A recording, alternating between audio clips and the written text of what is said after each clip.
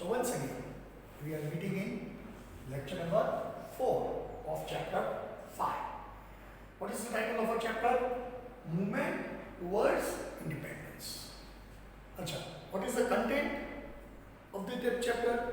So we are supposed to study from the year 1926 to 1947.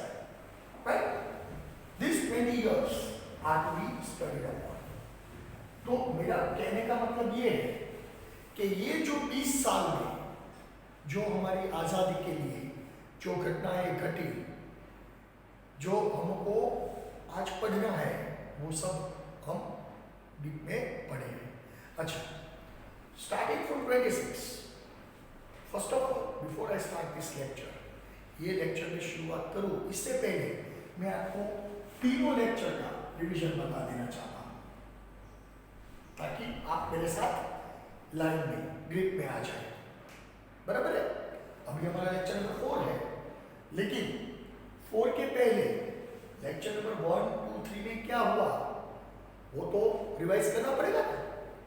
तो उसके हिसाब से मैं अभी ये बोल रहा हूँ कि लेक्चर 1 में हमने क्या पढ़ा, तो कैसे we have studied Simon commission. That was 1927. Then we have studied Nehru Report, opposition of Simon Commission. That was also 1927-28. Then we have studied complete independence.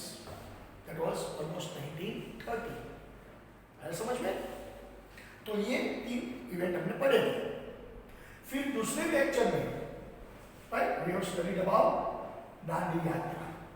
Lecture number 2 में हमने पूरा इवेंट पढ़ा था 1930 का. दांडी यात्रा क्या थी, कैसे उसमें एक लोगों की मुहिम बन गई, जिसको हम जन जागृति बोलते हैं, वो सब हुआ. और पूरा लेक्चर हमारा दांडी यात्रा पे बेस्ड था. और एक पार्ट हमने पढ़ा राउंड टेबल कॉन्फ्रेंस का. राइट, गांधी जी को न्योता मिला था. राइट, गांधी इरविन पैक्ट भी बोलते हैं और राउंड टेबल कॉन्फ्रेंस भी बोलते हैं. अच्छा, वो था दूसरा लेक्चर. तीसरे लेक्चर में हमने पढ़ा सुभाष चंद्र बोस के बारे में, आज़ादी फौज का पढ़ा. फिर सुभाष चंद्र बोस के बारे में पढ़ा और हमने पढ़ा quit India movement. Quit India movement, that was 1942. Quit India movement शुरू कब हुआ था? 1942 में. तो हमारी जो यात्रा थी 26 की, तो 26 से हमको 47 तक जाने का है. ये लेसन है, ऐसा मतलब 47 तक जाने का है आजादी तक. लेकिन ये 26 से 47 में जो घटनाएं हुई वो मैं आपको डिटेल में मैंने आपको पढ़ाया. फिर से मैं वापस दोहराता हूँ कि मान लो साइमन कमीशन का हुआ था, तो ये बात हुई 1927 की. फिर बात हुई नेहरू रिपोर्ट की 1927 की. फिर हुआ कंप्लीट इंडिपेंडेंस की बात 1930 की. फिर बना दांडी यात्रा, दैट वाज 1930. 32 की करें, राइट, 32 की करें, Gandhi impact and all that thing. फिर उसको मैंने तीसरे लेक्चर में आपको समझाया था. फिर यूरोप का माहौल बदल गया था, वर्ल्ड वॉर 2 की तैयारी शुरू हो गई थी, और महात्मा कैसे महात्मा बने वो भी मैंने आपको डीप में समझाया था. Why Mahatma Gandhi was called Mahatma Gandhi, why was not called Mohandas Karamchand Gandhi. लोग उसको मोहनदास करमचंद गांधी क्यों नहीं बोलते थे, उसको मान से गांधी जी क्यों बोलते थे, वो मैंने आपको समझाया था तीसरे लेक्चर. काफी बड़ा लेक्चर था. तो उसके बाद वर्ल्ड वॉर 2 शुरू हुई 1939 में. जर्मनी स्टार्टेड डोमिनेटिंग, वो सब मैंने आपको समझाया. फिर जाके आए 1942 तक, सुभाष चंद्र बोस तक. How Subhash Chandra Bose became the president of Congress, how he established his own party called Forward Bloc, how he managed to escape from house prison in 1939 and he reached to Berlin. He created friendship with Hitler and many incidents. Then finally we have studied 1942. That was my third lecture. तो ये मैंने पूरा आपको समझा दिया कौन से lecture में हम क्या पढ़े। अभी मेरा जो चौथा लेक्चर है, ये फोर्थ लेक्चर है, उसमें हम कहाँ से शुरू करेंगे, after quit India movement and Subhash Chandra Bose, that is called we will talk about 1942 के बाद का। तो ये जो मेरा चौथा लेक्चर है उसमें 5 साल हम इंक्लूड करेंगे, है समझ में, इसमें 5 साल इंक्लूड करेंगे क्योंकि जाने का है 1947 तक, हम पहुंच गए 1942 तक। तो ये जो लेक्चर है उसमें हम कितने साल का पढ़ने का है, 5 साल का, आया समझ में। So will start your topic, okay children. So ये मैं आपको क्यों बता रहा हूँ, क्योंकि सीक्वेंस के हिसाब से आप उसको एडजस्ट करो तो सारे टॉपिक आपके दिमाग में फटाफट चलने लगेंगे। कहीं कि भाई ये साल में ये हुआ था, ये साल में ये हुआ था, ये साल में ये हुआ था, तो हम सब कड़ी को जोड़ के पूरा टॉपिक आसानी से बना सकते हैं, है समझ में। Okay, now we will talk about Azad Hind Fauj. Azad Hind Fauj, Azad Hind Fauj.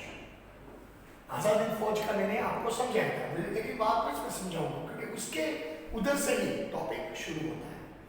Azad Hind Fauj के बाद आया टॉपिक कौन सा, तो establishment of provincial government, establishment of provincial government, provincial government. अच्छा, provincial government means temporary government, right, temporary government. उसको रिकॉग्नाइज देने वाली कंट्रीज होती है। आज कोई भी देश में सरकार बनती है तो वो सरकार को कई देश अपनी मान्यता देते हैं, रिकॉग्नाइज करते हैं। इसको हम इंग्लिश में बोलते हैं provincial government, establishment of provincial government. Azad Hind Fauj के जरिए सुभाष बाबू ने जो जो हिंदुस्तान का पार्ट जीता था, असम से लेके उधर जापान की आर्मी की मदद से हमने प्रोविंशियल गवर्नमेंट एस्टैब्लिश करने का फैसला किया, वो बनता भी गया, बराबर है। फिर सुभाष बाबू की शहादत, right, martyrdom of Subhash Chandra Bose, martyrdom of Subhash Chandra Bose, right. तो ये हमारा टॉपिक है।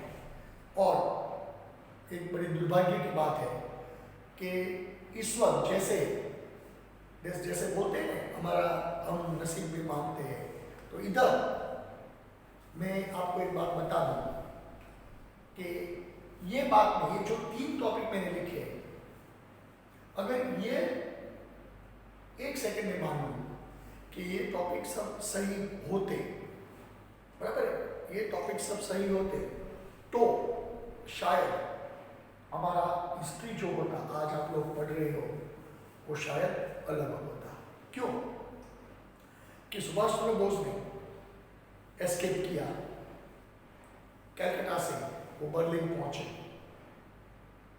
हिटलर के साथ दोस्ती निभाई, but after some time we saw the changing attitude of Hitler.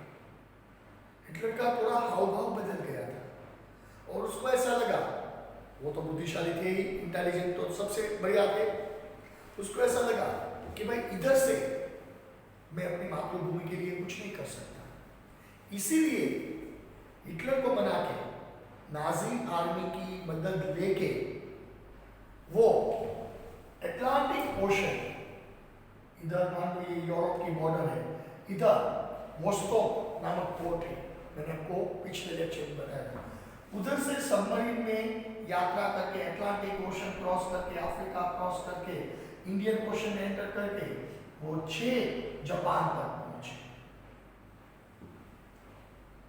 Right. कितनी लंबी यात्रा हुई, उसने पूरा अटलांटिक ओशन क्रॉस किया, इंडियन ओशन क्रॉस किया, वो पैसिफिक ओशन में एंटर हुए, और ये सबमरीन यात्रा ऐसे हिस्ट्री में लिखा गया है, जैसे हमारी टेक्स्ट बुक में नहीं लिखा गया है।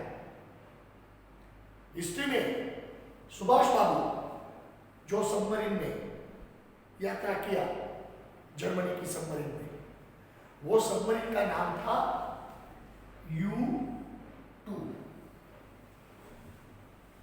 वो सबमरीन का नाम था U2 और सिर्फ 8 लोग ही उसमें सवार हो सकते थे। मैं पूरी मूवी देखी, आप ढूंढ लेना, नेट पे U2 सर्च करना। जब German submarine U2 in which Subhash Babu traveled from Vostok to Japan, U2,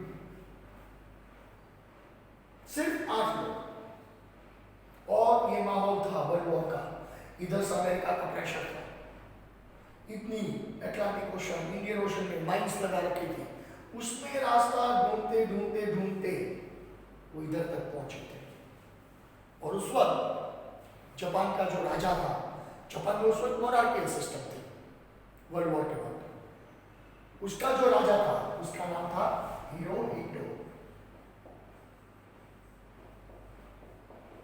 right, Hirohito, बिल्कुल सन की किस्म का आदमी,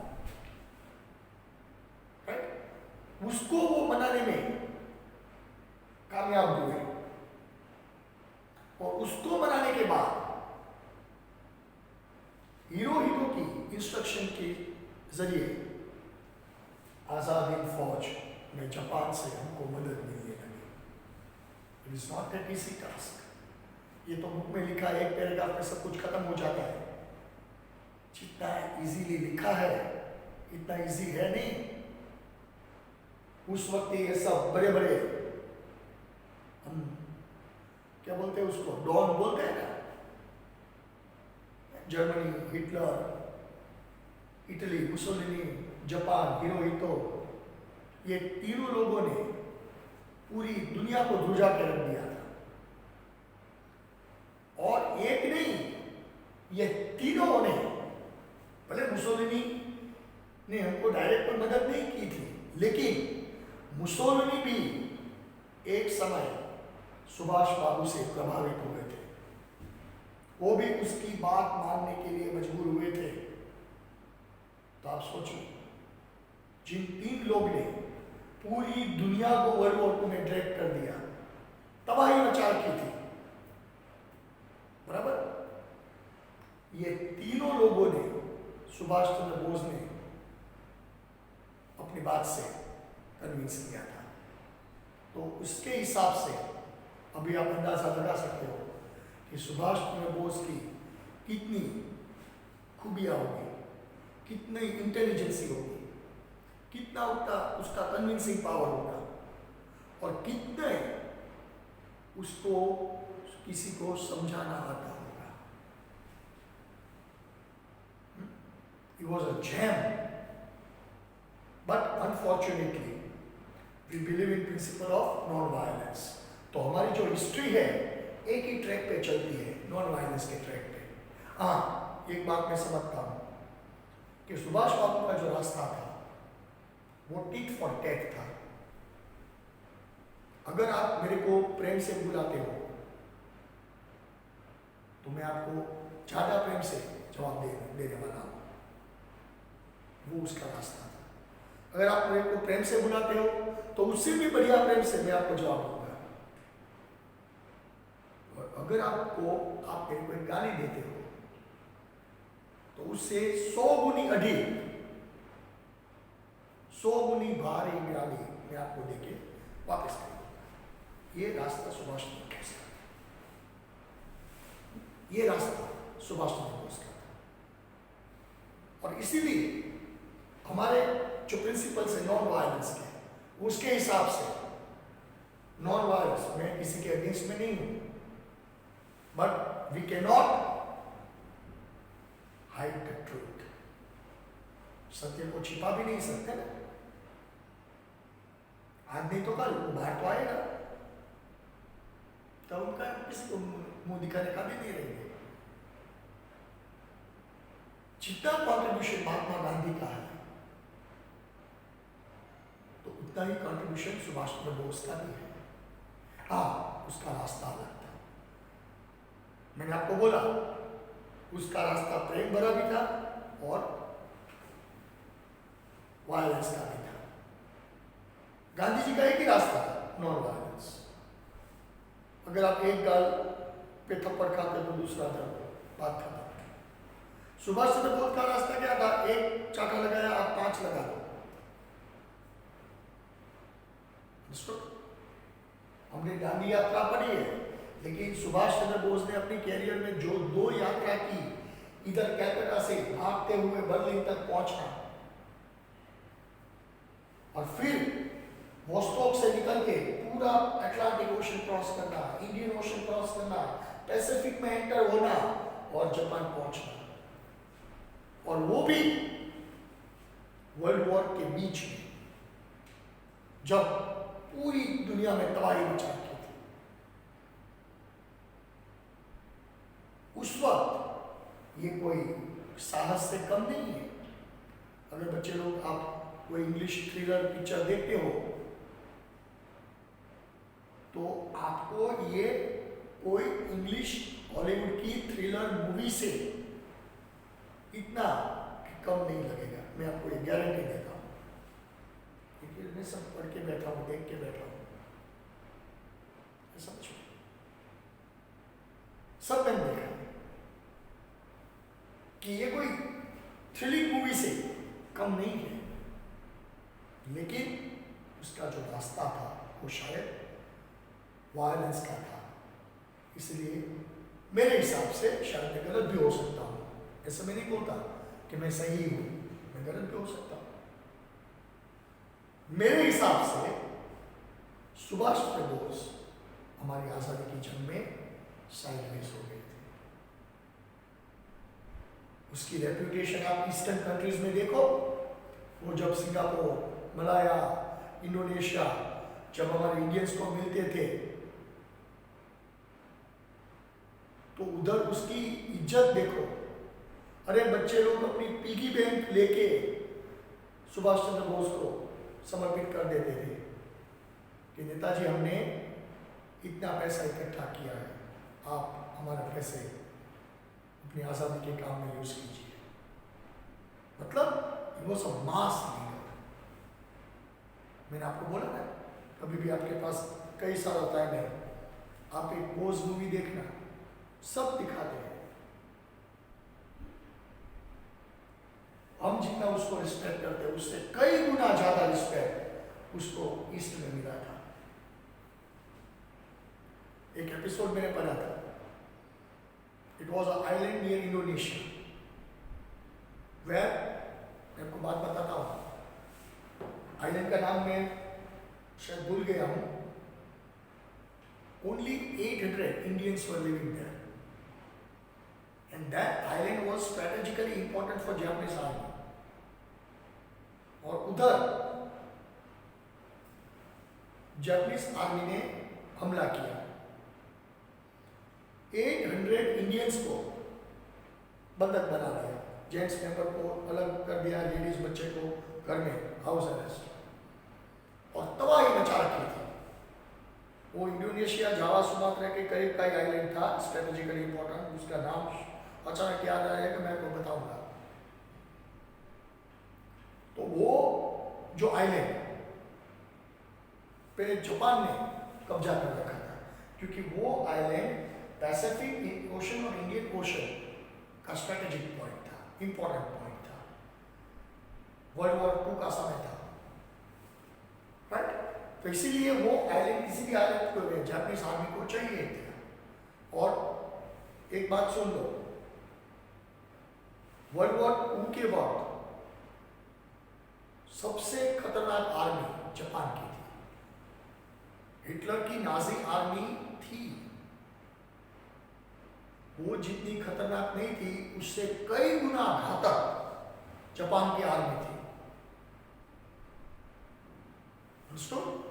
और वो आर्मी ने वो आइलैंड कैप्चर किया हुआ है।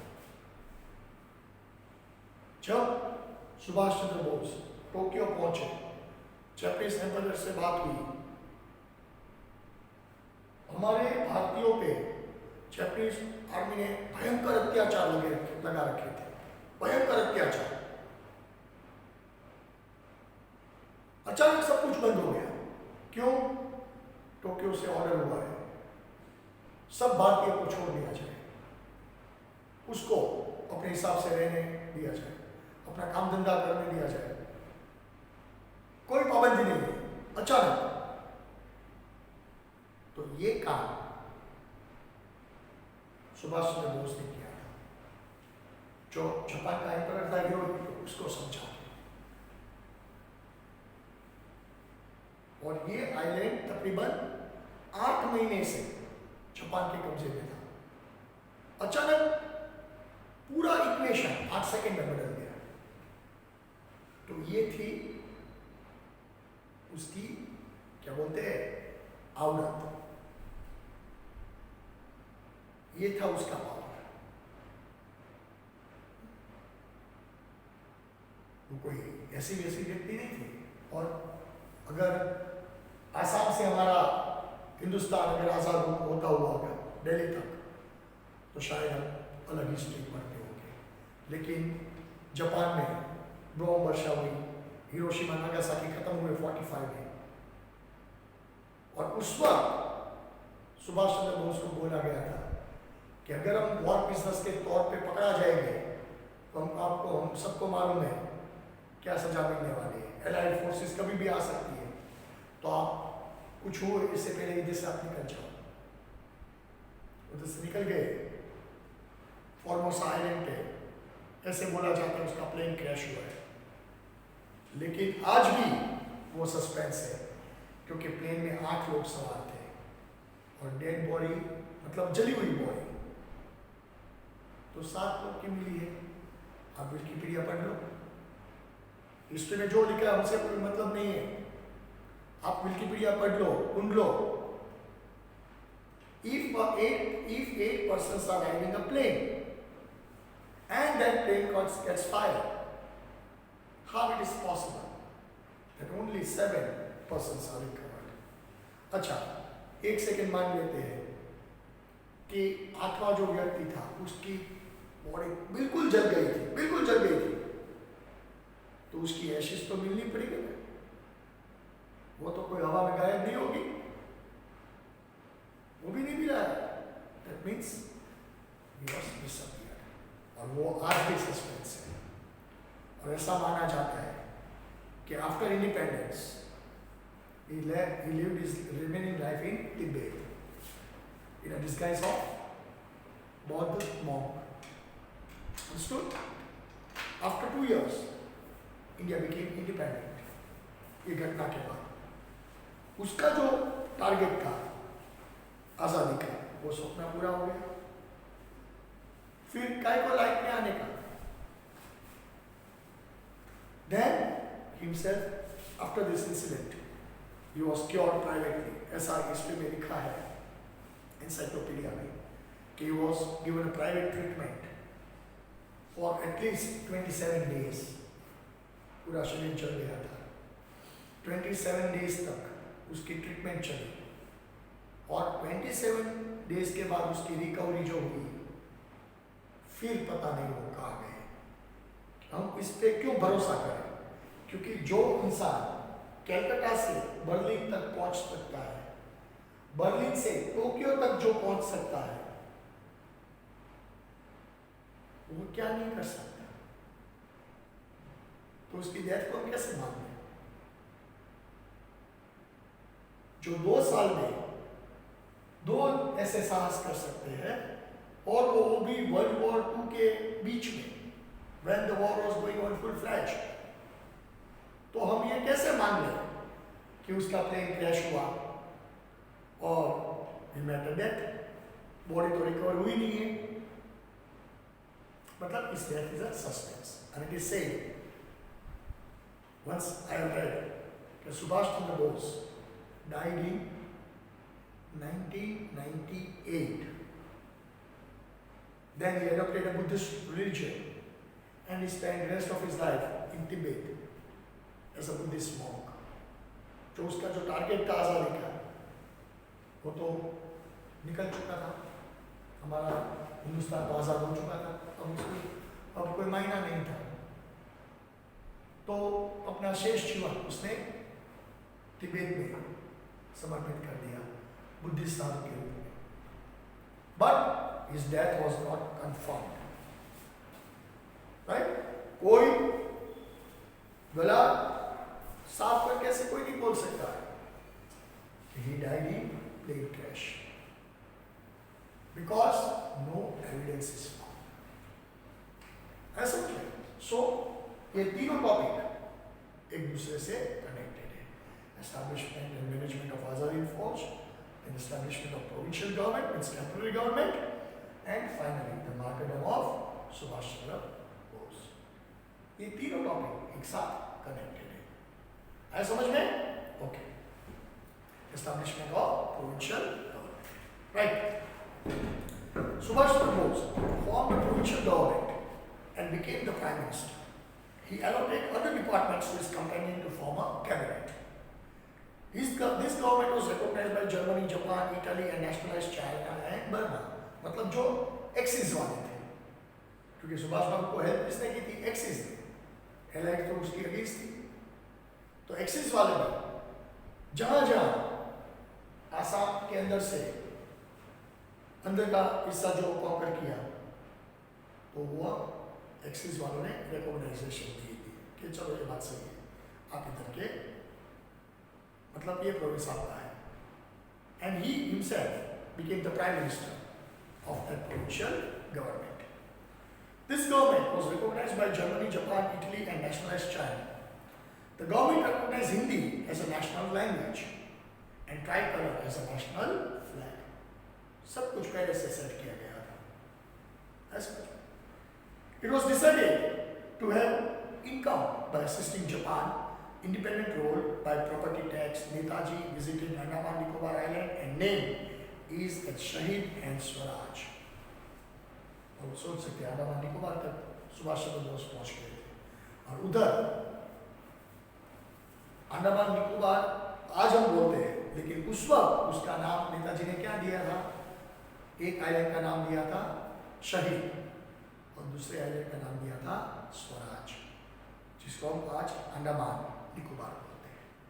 वैसे तो कई सारे आइलैंड्स हैं, लेकिन ये दो बड़े नाम नेताजी सुभाष चंद्र बोस ने दिए थे. Right?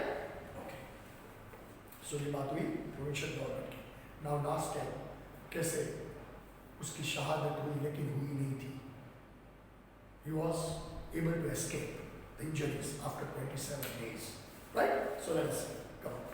In May 44, under the leadership of Netaji, his military captured Rangoon, Pong, Kohima, presently the capital of Nagaland, then marched towards Imphal. अंदर घुस गई थी इंडियन नेशनल आर्मी, INA. उस वक्त 1944 ये हुआ था. 1945 में क्या हुआ? जापान ने हिरोशिमा, नागासाकी भूकंप गवाए. जापानीज गवर्नमेंट सरेंडर के मूड में आ गई, बैकफुट आ गई थी. सुभाष बाबू को भागना पड़ा. और 2-3 महीने हमको ईस्ट में मालूम है बहुत ज़्यादा बारिश होती है. और मई, जून, जुलाई, अगस्त तक हम कुछ नहीं उधर कर सकते, क्योंकि बहुत ज़्यादा बारिश होती है. और INA could not move inside. हमारी जो आज़ाद हिंद फौज थी उसके लिए आगे जाना बहुत कठिन हो गया नेचर की वजह से. और इसी बीच जापान टूटा, हिरोशिमा टूटा, नागासाकी टूटा, जापान सरेंडर. इसीलिए पूरा इक्वेशन बदल दिया गया. वरना जो अगर नागासाकी हिरोशिमा नहीं टूटा होता ना, तो हमारा हिस्ट्री अलग होता. है समझ में? But after the dropping of bombs on Nagasaki, Hiroshima and Japan, the financial assistance in the provincial government stopped. Japan ने हमसे दिल से मदद की थी, लेकिन अब जापान घुटने के बल आ गया था. उसके 2 बड़े सिटीज खत्म हो गए थे. इसीलिए सुभाष बाबू को एम्परर हिरोहितो ने सेफ पैसेज दिया कि अगर आप पकड़ा गए तो मर जाओगे, इसीलिए अच्छा है आप इधर से निकलो, अब भाग जाओ. हमसे जो बनती थी वो मदद हमने आपको की, अब हम ही कटेरे में आ गए हैं. तो ये जापान का बड़प्पन था. सुभाष चंद्र बोस को पहले उसने अलग कर दिया था. राइट? मतलब दिल से जापान ने मदद की थी हमारी. British aircraft started warfare activities against Azad Hind Fauj and the condition became critical. Hiroshima Nagasaki वाली घटना के बाद तो एलाइड नेशन इतने फॉर्म में आ गए और एक्सिस को झुकना पड़ा, right? On August 18, 1945, he started from Taipei Airport of Formosa Island for Tokyo. लेकिन ऐसा माना जाता है कि उसके प्लेन में आग लगी और सारे लोग अंदर चल मर गए. But his plane caught fire and got serious burns while undergoing the treatment. He died. इधर तक सही है कि वो सीरियसली इंजर्ड थे. 27 दिन तक उसकी सारवार चली. फिर उसके बाद क्या हुआ वो किसी भी हिस्ट्री में उल्लेख नहीं है. वो जैसे हवा में गायब हो गए. चालक तो थे ही, जो इंसान 2-2 बार पूरे दुनिया घूम सकता है 2 साल में, उसको अकेले को गायब होने में क्या दिक्कत है यार? वो हम समझ सकते हैं ना. जो आदमी हिटलर को समझा सकता है, जो आदमी मुसोलिनी को समझा सकता है, जो आदमी हीरोइनों को समझा सकता है, वो अपने लिए क्या कुछ नहीं करेगा.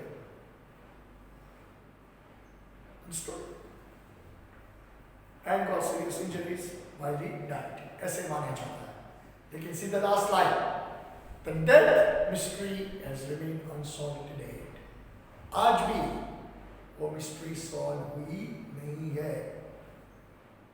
तो ये हमारी बात थी सुभाष चंद्र बोस की, right? Now we are coming back to India. अभी हम इंडिया के बाहर थे, अभी वापस हिंदुस्तान में आ जाते हैं. Achieving independence and partition of India. मैंने आपको बोला था ना 46 तक मुस्लिम लीग होती थी. अभी भी हम ज्यादा मुस्लिम लीग की बात करेंगे. अभी तक मैं कुछ नहीं बोला, लेकिन अभी उसके सिवा मेरे पास आज टॉपिक भी नहीं है कोई. तो क्या हुआ? हम सबको मालूम है मुस्लिम लीग जो थी वो ब्रिटिश सरकार की पिट्ठू थी, जिसको गुजराती में चमचा बोलते हैं. चमचा बोलते हैं उसको. ब्रिटिश सरकार के हिसाब से वो चलने का. तो आजादी की बातें होने लगी. भले वर्ल्ड वॉर 2 एलाइड कंट्रीज ने जीता था, लेकिन इकोनॉमिकली वो खत्म हो गए थे. और इंग्लैंड और फ्रांस तो दोनों खत्म हो गए थे. एक बात हम गुजराती में बोलते हैं ना, हराम नहीं कमानी हराम में आ जाए. तो लेट मी एक्सप्लेन यू. ये जो कॉलोनिज्म डेवलप हुआ था, कॉलोनिज्म की बात हुई थी. इंग्लैंड और फ्रांस ने दुनिया में सबसे ज्यादा तबाही मचा रखी थी. सबसे ज्यादा लूटपाट कर करके अपने को समृद्ध बनाया था. लेकिन वर्ल्ड वॉर 1 और 2 में सब कुछ खत्म हो गया. इंग्लैंड की हालत इतनी पतली हो गई कि उसका जो सुपर पावर शिप था वो तो कहीं का बह गया था.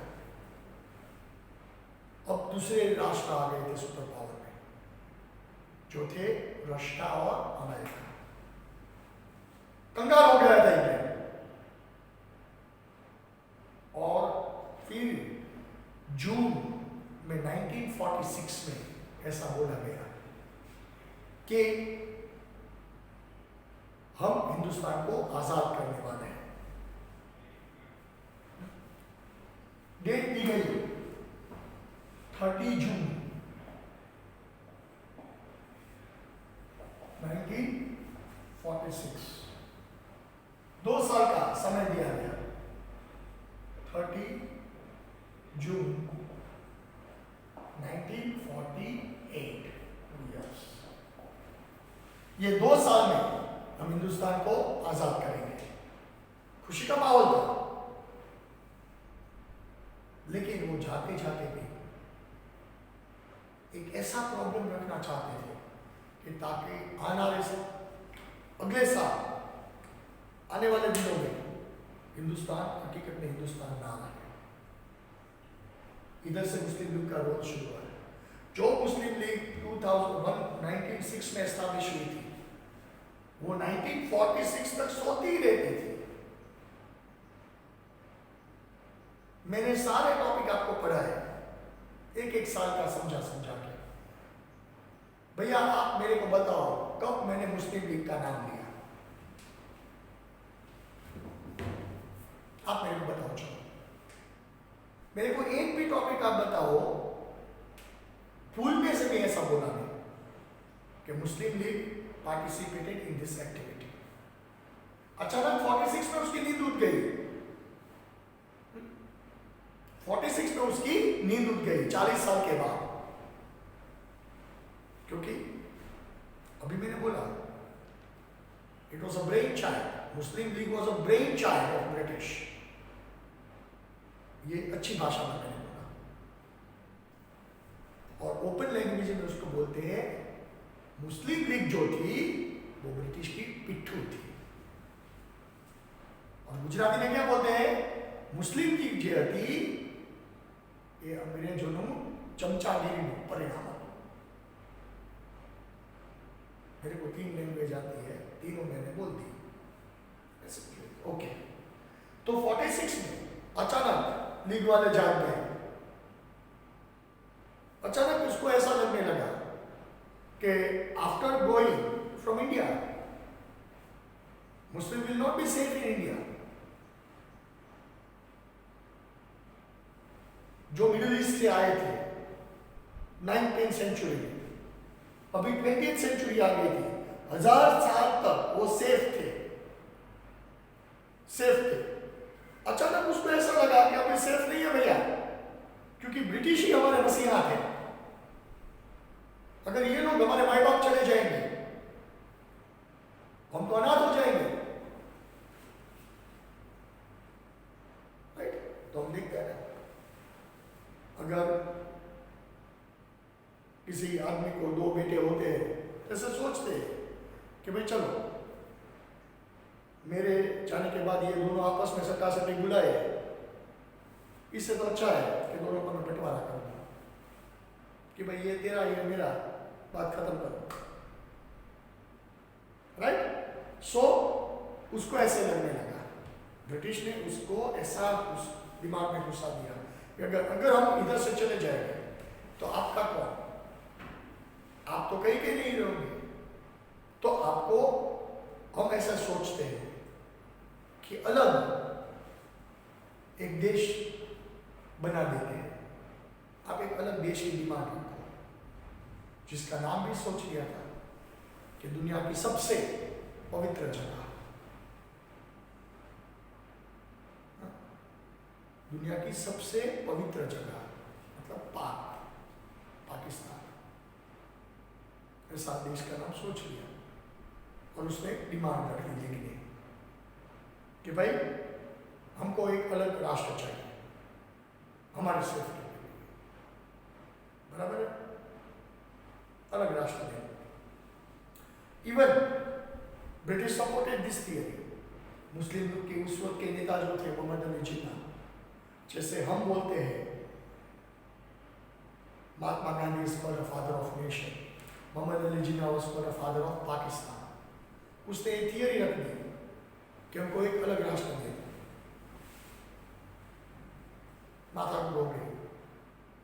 गांधी जी ने उसको बहुत समझाया, वैसे भी ऐसे ही बोला कि भाई जिन्ना ये तू समझ, ये लोग इधर डिवाइड करने आए हैं, हिंदू मुस्लिम जैसे कुछ है ही नहीं यार। अगर तेरे को ऐसा लगता है कि भाई हमारी सलामती नहीं है, तो एक काम कर, आजाद भारत का पहला प्रधानमंत्री तू बन जा, तेरे को जो लगे अच्छा होगा, लेकिन बंटवारे की बात मत कर। बट जिन्ना वाज एडमेंट कि नहीं, बंटवारा तो होके रहेगा, हमारे लिए अलग राष्ट्र की व्यवस्था कर दो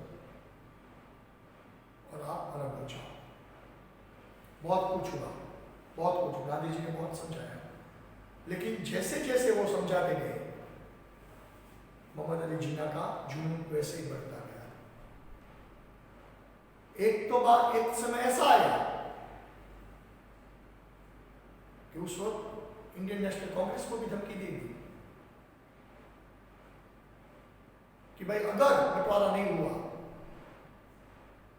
तो आजादी के वक्त से पहले we will follow direct action day. ये अच्छी भाषा है। डायरेक्ट एक्शन, डायरेक्ट एक्शन में मतलब कि हम क्या करेंगे, उसको सादी भाषा में से बोलते हैं मार काट लगा रखेंगे। अगर हमको प्रेम से नहीं दिया गया हमारा हिस्सा तो हम छीन लेंगे। ये बात हुई, बहुत समझाया सब, लेकिन कुछ परिणाम नहीं आया। And Gandhi ji, as we know, he was called Mahatma, बड़े दिल वाले थे। He half-heartedly accepted the partition, बराबर। और वैसे भी बोला जाता है, अब बच्चे लोग जब आप स्कूल आओगे तो मैं आपको एवी थिएटर में 2-3 मूवीज है मेरे पास, मैं आपको बताऊंगा। सरदार वल्लभ भाई पटेल ने बहुत बढ़िया काम उसको किया था। उसको मालूम है महात्मा गांधी नरम किस्म के इंसान है, जो जिन्ना बोलेगा वो ही करेंगे। बाजी सरदार वल्लभ भाई पटेल ने अपने हाथ में संभाल ली और इतना जिन्ना को धोया। मैं आपको मूवी को बताऊंगा, मैं नहीं बोल रहा हूँ, ये बुक में नहीं लिखा है कुछ, अपने घर की में हिस्ट्री नहीं पढ़ा रहा हूँ, या तो एनसाइक्लोपीडिया में पढ़ लेना। इतना धोया कि वो जो डिमांड कर रहा था वो डिमांड के हिसाब से hardly we have given 20 to 25%। अगर सरदार वल्लभ भाई पटेल नहीं होते तो शायद ऐसा कि आधा हिंदुस्तान खा गया होता। समझ में? If you have good time at home, you see the movie called सरदार, बहुत बढ़िया मूवी है, आप देख लेना, बराबर है। तो ऐसे हिसाब से वो पार्टीशन करना चाहता था कि भाई पार्टीशन को बंटवारा तो होके रहेगा, हमको बंटवारा चाहिए। और ये बंटवारे की वजह से वो सब खेदान मैदान हो गया था। तो ये हमारा नया टॉपिक होगा, मैं आपको वापस समझाऊंगा, लेकिन आज के लिए सिर्फ इतना ही, बराबर है। तो आज हमारा होमवर्क का टाइम है, आप अब होमवर्क कॉपी कर लो, फिर बाद में हम दूसरा टॉपिक लेंगे, last topic actually independence partition of India, वो हमारा 5वां टॉपिक होगा। ओके बच्चों, चलो it's time for your homework. I hope you understood this lecture, मजा हो गया आपको, है? 2-3 टॉपिक हमने किए, लेकिन मैंने जो वास्तव है वो किया, बराबर। जो सच्चाई है वो आपको दिखाने की कोशिश की, कैसा नहीं हम जो बुक में पढ़ते वो ही सही है, सच्चाई बहुत अलग होती है। सब मैंने पढ़ा है, सब मैंने देखा है। तो इसके हिसाब से मैं कई ऐसा सोचता हूँ कि अगर ये मैं पढ़ाता हूँ वो गलत तो नहीं पढ़ाता हूँ, कि इसमें तो ये लिखा है, वो लिखा है, ऐसे लिखा है। तो मेरे को ऐसा लगता है कि भाई जो मैं पढ़ा हूँ वो अलग है, इधर कुछ अलग है, तो मैं क्या करूँ? तो टॉपिक के हिसाब से हम चले जाते हैं और जानने की कोशिश करते हैं कि ये हकीकत में कुछ क्या कुछ लगा था उस वक्त। ऐसा समझ में? I hope you enjoyed this lecture, right? आप भी अभी घर पे बैठे हो सब, मैं आपको हर एक लेक्चर में नाम सहित बताता हूँ, घर पे आप ढूंढो ये सब बुक्स, ये सब नाम। अगर नहीं आता है तो मेरा नंबर है आपके पास, शाम को फ़ोन करो, मैं आपको बताऊंगा पर्सनली, नाम सहित बताऊंगा कि आप ये साइट ढूंढो, ये करो, वो करो, ये बुक करो, आपको सब कुछ मिलेगा। कि जो आप पढ़ते हो वो तो बिल्कुल अलग किस्म के होते हैं, right? So that is it. Now it is your time to take your homework. Only one short note on Azad Hind Fauj. Short note on Azad Hind फौज।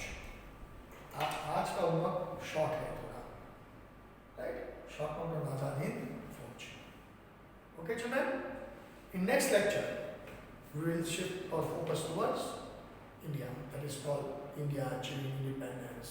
मुस्लिम लीग का क्या रोल था, पार्टीशन कैसे हुआ, माउंटबेटन प्लान कैसे बना, और आज़ादी के बाद कई सारे प्रॉब्लम्स लगे वो कैसे कैसे सॉल्व हुए, वो सब लेक्चर नंबर 5 में डिस्कस करेंगे. समझ में? Children, see you, goodbye. Okay.